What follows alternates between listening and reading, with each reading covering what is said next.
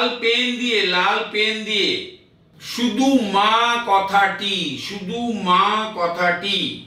108 বার কোনো কাগজে লিখে টবের গাছের গোড়ায় বা কোনো গাছের গোড়ায় পুঁতে দিয়ে একটি ধূপ জ্বালিয়ে দেবেন, প্রার্থনা করবেন, বা ঠাকুর ঘরে কোথাও রেখে দিন।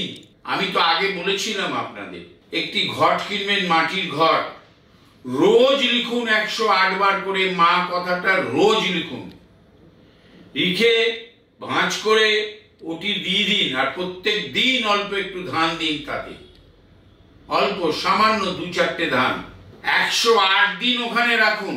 রেখে মাটি দিয়ে ওর ঢাকনা দেবেন, মাটি দেবেন, দিয়ে হলুদ বা লাল কাপড়ে বেঁধে ঠাকুর ঘরে রেখে দেবেন। অর্থের অভাব হবে না। কনফার্মেশন, এটা একটা ভাইব্রেশন।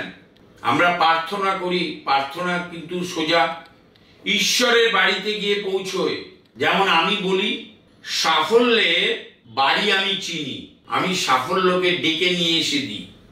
কর্ম করলেই সাফল্য পাওয়া যাবে, সঠিক পন্থায় যদি আপনি করেন।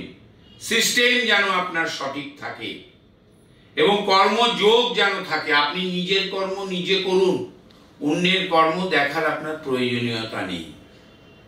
তার জন্য প্রশাসন আছে। ভালো থাকুন, আনন্দে থাকুন। আমার চ্যানেলটা সাবস্ক্রাইব করুন, বন্ধু বান্ধবদের বলুন আমার চ্যানেল সাবস্ক্রাইব করতে, আমার সাথে যোগাযোগ করুন। আমি দীর্ঘ 40 বছর অ্যাস্ট্রোলজিটা করছি, প্রচুর সাফল্য দিয়েছি, প্রচুর। ছাত্র ছাত্রী থেকে শুরু করে সব বহু ক্লায়েন্ট, লক্ষাধিক ক্লায়েন্ট দেখেছি আমি। নমস্কার।